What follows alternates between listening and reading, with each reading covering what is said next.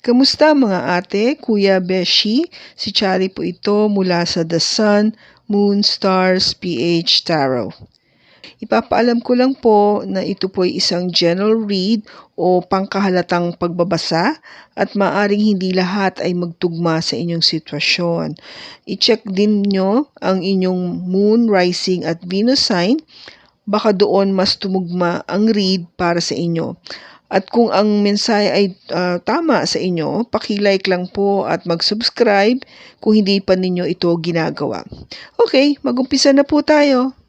Hello po mga ate kuya beshies, kamusta na po kayo? Andito ulit ako si Chari para gumawa ng another reading. And this is for the sign of Pisces, Sun, Moon, Rising, and Venus. And of course, welcome po yung mga cross-watchers ni Pisces at yung mga bago po nating mga viewers.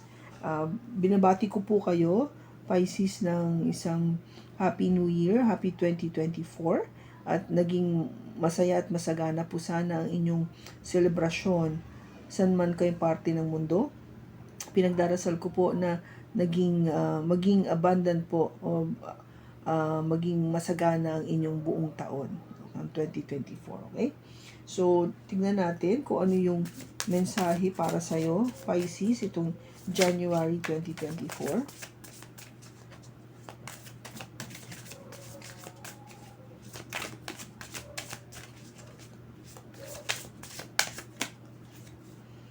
Oh, drugs and alcohol. Don't put up with my BS. I am stuck in vision of us together. Okay. Pisces na parang dinidescribe dito yung mga ginagawa natin na pag-escape, no? Pag-escape. Drugs and alcohol is a form of escape. No? Yung hindi natin matanggap kasi yung katotohanan dahil because we are a very dreamy person, no? Mahilig tayong mangarap o magpantasya. Kaya yung way natin to get ourselves out of that reality is through drugs and alcohol, which is hindi po mabuti yan sa katawan. Okay? And of course, don't put up with my BS, no? Wala namang pong gusto talaga gawin yan. You know, I mean, kung alam mo na may ginagawang hindi maganda, bakit mo kukonsintihin? Of course, hindi tama yan. And I am stuck in visions of us together. Kasi, yung pakiramdam mo ba na you cannot let it go? I think this is the issue here. Hindi mo ma-let go. Mahirap talaga. Kasi ang Pisces, pag nagmahal, talagang todo yan. Totoong-totoo yan at todo. Kaya hindi madaling kalimutan o pakawalan ng isang pag-ibig na alam mong binigyan mo talaga ang lahat-lahat mo para sa tao na yan, sa relationship na yan. Okay? But we have to learn. We have to move on. Hindi pwedeng andun lang tayo. Kung hindi, walang mangyayari sa atin, Pisces. Tayo rin na mahihirapan. Tayo rin na hindi lumaki. Hindi tayo nag-grow. Hindi tayo nag-mature. We have to learn to let it go. Diba? If you feel that this person is truly the one for you, let the universe do its part. No? Pabayaan mong ang Diyos o ang universe ang gumawa ng paraan para magkabalikan kayo kung talagang meant kayo to be. Huwag mong pilitin, huwag mong anuhin. Alam mo yung ikimkim sa iyong puso. Pabayaan mo, give it to God, release it to God. And let Him do what He's supposed to do for you. Tignan mo kasi kung ano yung ibibigay niya pabalik. No? Siya ang nakakaalam kung sino ang mas nakakabuti o makakabuti para sa'yo. Lalo na pagdating sa pag-ibig.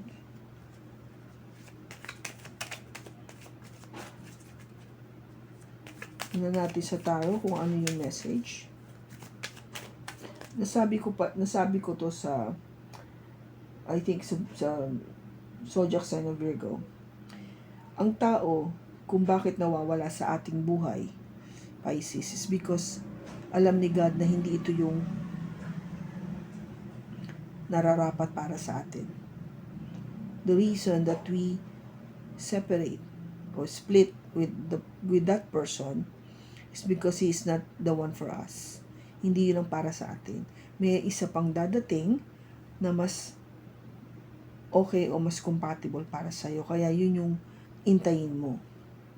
In other words, di ba, iisipin mo, bakit ba kayo nagkahiwalay, nagkagalit, hindi na nag-usap, hindi na nagkita. Yung panahon na ang gumagawa ng paraan eh. It is God who's doing the planning.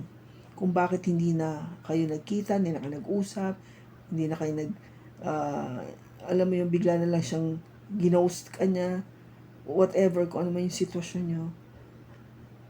Bigla na lang kayo nag-away, hindi na kayo nagkabati, ganon. Bigla talaga, parang hindi mo, bakit nga ba kami nagkaaway kami ni jowa ako. Kasi si God na nga yung gumagawa ng paraan. Ito yung tinatawag natin tower moment. Na hindi mo ina-expect, masyashock ka na lang biglang nangyari. Hindi mo ina-expect na may mangyayari na ganito, na magli-lead into separation. Kasi nga, it's time for you to, forget this person so you can move forward and meet another one na much better for you. Yun kung bakit nangyayari sa atin yun. Kaya huwag niyong masamain, huwag niyong dibdibin kung nawala yung tao na yun sa inyong buhay. Kasi ibig sabihin, may dadating pang mas mabuti. Okay? So, tingnan natin sa tarot. We have the Hermit, Virgo energy. The Page of Swords, the Knight of Cups, the Hierophant, and the Death card. Bottom niya is the Ten of Swords. Pisces, marami talagang kayong napag-usapan na masasakit o may mga bagay na hindi mo inaasahan na mararamdaman mo to sa iyong relationship. Nag-away kayo, nagkasagutan kayo, hindi kayo nagkaintindihan, may naging third party, mayroong pagsisinungaling, pagtatag, whatever your situation, Pisces. Ang sinasabi dito is nagkaroon na ng ending. Nagkaroon ng ending yung relationship nyo. And somehow, andun ka sa feeling na with the Five of Cups, parang nire-regret mo na natapos yung relationship. Kasi para sa'yo, gustong-gusto mo tong tao na to eh. Para sa'yo kasi, with the Seven of Pentacles, ang tagal-tagal mo ang tagal-tagal mo ditong nag-invest sa tao na to. Kung gaba, nagtapon ka na ng panahon, oras, pera, pakiramdam, lahat. Binigay mo. Everything that you have, binigay mo dito sa tao na to. Kasi ang tingin mo sa kanya siya na. But, unfortunately, nagdala nga ito ng ending. Hindi mo na-expect na magkakaroon pa na kayo ng pagtatapos. Now, with the Hermit,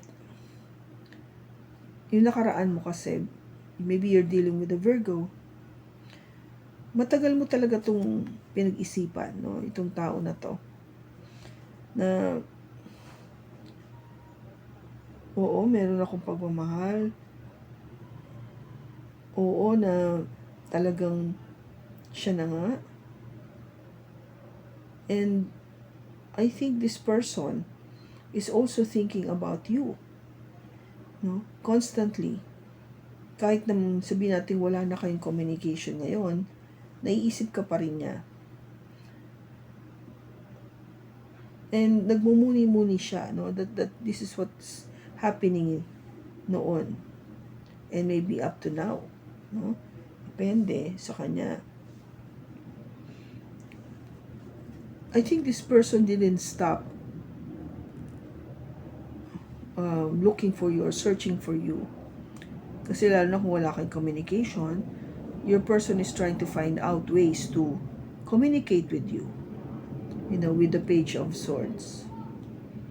Naobserbahan ka maybe on social media, kung meron pa siyang access to your Facebook or your maybe your IG or your TikTok, kung may TikTok ka, whatever you have.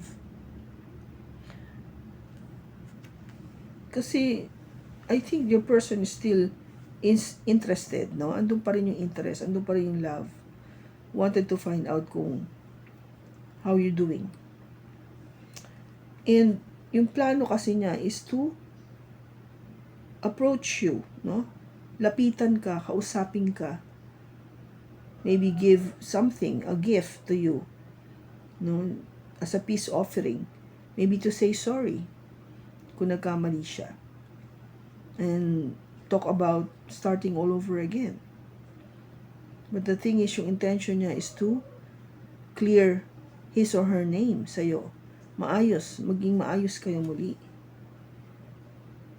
Maybe because yung pakiramdam ba na binavalue ka niya eh. No? I mean, iba yung naging dating mo talaga dito sa tao na to. And kung bakit kanya approachin, Pisces, is because maybe this person wants to have a relationship with you again, no? Kung dati wala kayong relationship, ngayon this time serious na siya, gusto niya magkaroon ng relationship with you and eventually get married. With the Hierophant, this is an energy coming from a Taurus. So yun yung intention niya, na to settle down, to have a long-term relationship with you. And of course, the advice is,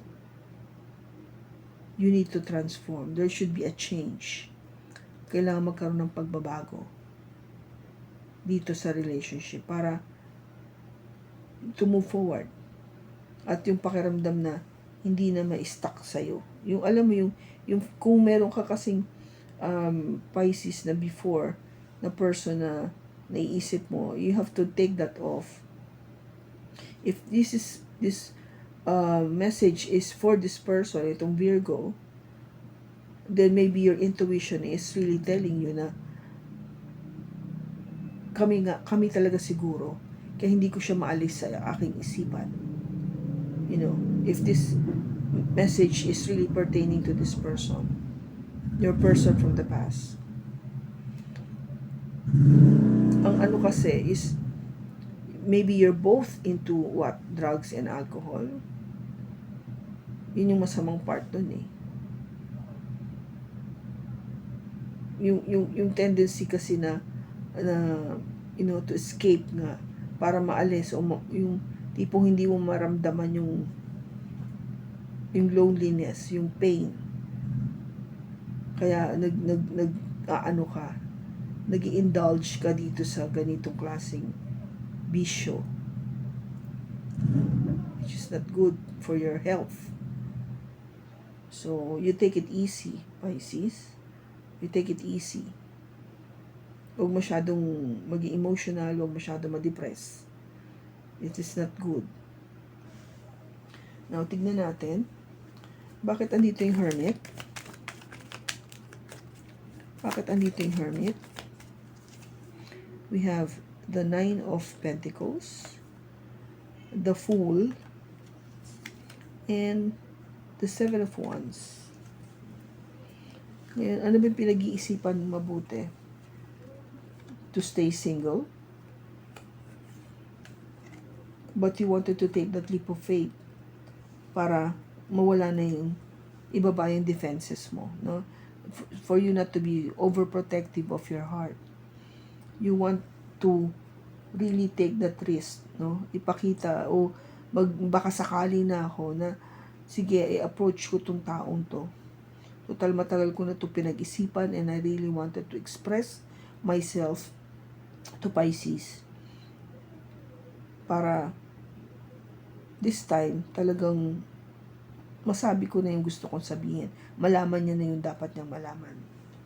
Kasi, okay naman akong pagiging single, but I wanted to, take this opportunity to let this Pisces know kung bakit dati hindi ako gumagalaw o bakit dati wala akong effort, bakit dati napaka-protective ko.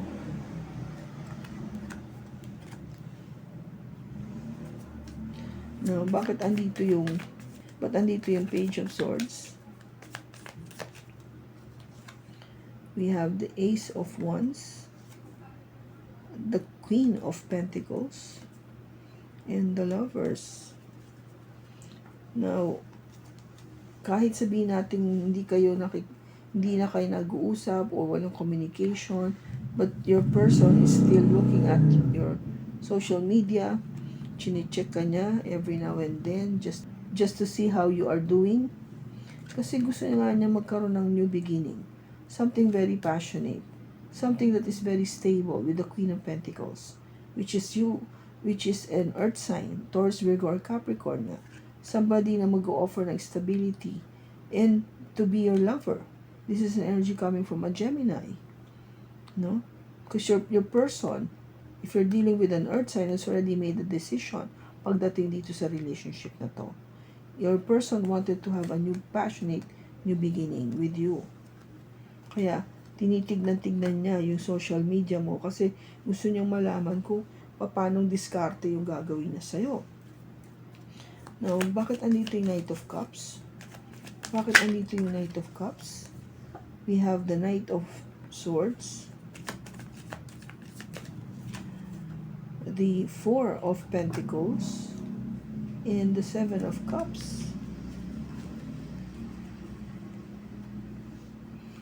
Ngayon, ang intention niya is to, or action na gusto niyang gawin is to let you know exactly how he or she feels towards you. Sabi ko nga, baka magbigay ng gift, o mag-offering, mag-say ng sorry, all of those things, no? Yun yung action na gusto niyang gawin. And your person wanted to do it very fast. Mangyayari to out of the blue, na hindi mo inaasahan. Kasi matagal niya na itong pinaplano. Matagal niya na itong kinikim-kim sa kanyang sarili, sa puso niya. Paano sabihin kung anong dapat sabihin sa'yo. Kasi this time, sigurado na siya kung anong gusto niya. Nakapili na siya. No? Nakapili na siya kung anong desisyon ang gusto niyang gawin o yung next move na dapat niyang gawin. Kung yung dati, dito sa Hermit, nag-iisip pa lang siya ng plano, ngayon hindi. Naplano niya na. Alam niya na kung anong gagawin niya. Kaya gusto niya madaliin na itong proseso na to. Sa pagsasabi sa iyo kung ano talaga yung nararamdaman niya. Now, bakit andito yung Hierophant? Bakit andito yung Hierophant? We have the Sun. Wow. The Three of Cups. And the Nine of Wands. Ngayon, ang intention nga niya, di ba sabi ko, is to have a relationship with you and eventually get married. Kung ando na kayo sa level na yon, because you make this person happy. Ikaw yung kanyang kaligayahan. Nakikita niya yung success with you. And with the Three of Cups, you're worth to celebrate. Because you make your person happy, kaya worth celebrating o worth na mag-reconcile kayo, magkita kayo muli, na maayos nyo itong relationship and not to be tired of waiting for a reconciliation. In other words, talagang umaasa siya positively na things will be worked out. Maayos nyo to. Maayos nyo uli yung relationship. O kung di man kayo nagkaroon ng relationship before, this time, aayusin niya para maging maayos yung relationship niyo. Now, bakit andito yung Death card? Bakit andito yung Death card? We have the Four of Wands, the King of Wands, and the Four of Swords. Okay, yung sabi ko dito, di ba, the advice is willing siya to change. Willing siya to change what is need to be changed, kung ano yung kailangan palitan o baguhin. Kasi ang gusto niya talaga is to eventually make that proposal, that wedding proposal, and maging kayo, no? To establish that strong foundation with you. And to be very passionate. No? Ipakita yung passion na yung with you.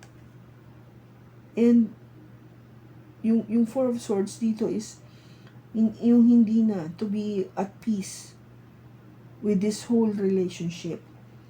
No, maging matahimik na yung kalooban niya sa relationship na ito.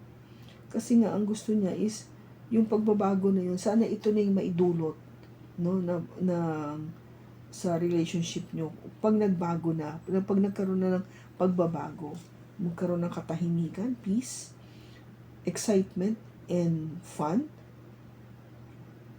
And of course, that would lead to marriage. No? Yun yung inaano niya, hoping na ma-establish pag nagkaroon ng pagbabago na ito, na magkaroon na ng maayos yun na yung relationship. So, what is the advice?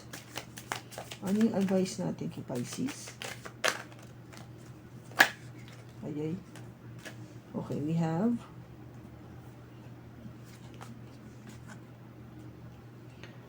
New Moon in Capricorn, step up and lead. Okay, so paramdam mo. Full Moon in Libra, find a balance. No? Maging balanse ka. New Moon in Cancer, just relax. Huwag masyadong tense, no? And Full Moon in Scorpio, breathe through the tension. Kung medyo natetense ka dito sa relationship na to, Pisces, wag, no? Just chill. Relax nga sabi, di ba? Balance ka lang. Learn to balance your emotion and your logic, and everything will be fine. Tanong natin kung isang earth sign ba ang makakatuluyan ni Pisces? Isang earth sign ba? Yes. Diba? Yung sabi ko earth sign, it could be a Virgo or a Taurus. Yeah, yun yung lumabas kasi. So, definitely, mahal ka nito. Meron siyang pagmamahal sa'yo, Pisces. Itong earth sign na to. Kailan mangyayari ito? Kailan yung mangyayari itong magiging sila na ni earth sign? Pisces and earth sign. Kailan mangyayari ito? It says here, release all expectations. So don't expect any timing. It will just happen.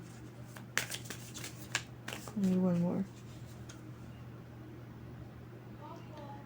Things will unfold as they are meant to. O, di ba sabi ko, sabi niya, huwag ka makulit. Release all expectations na eh. So, sinasabi dito, mahal kong Pisces, huwag ka mag-expect kasi mangyayari yung mga bagay na to na mag-unfold siya as they are meant to. Kung kailan talaga mangyayari, dun siya mangyayari. Kung gaba, it's in divine timing. Si God ang magsasabi kung kailan na ito mangyayari. But it doesn't say na hindi mangyayari. Mangyayari siya, pero it has to be in God's timing. Okay? Now, tingnan natin, ano yung itsura ng person? Pisces, yung earth sign, ang itsura niya.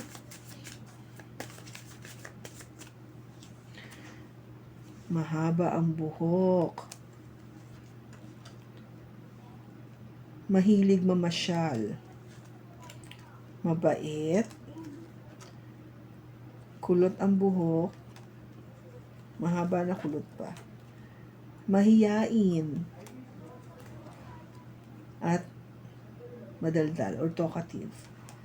Kasi may mahilig siya maybe converse, okay? Oh, interesting. Okay, Pisces, I hope na nakatulong ito sa'yo. Maraming salamat sa pagsama mo sa akin sa pagbasa na to. Sa susunod po muli, ingat ka and God bless.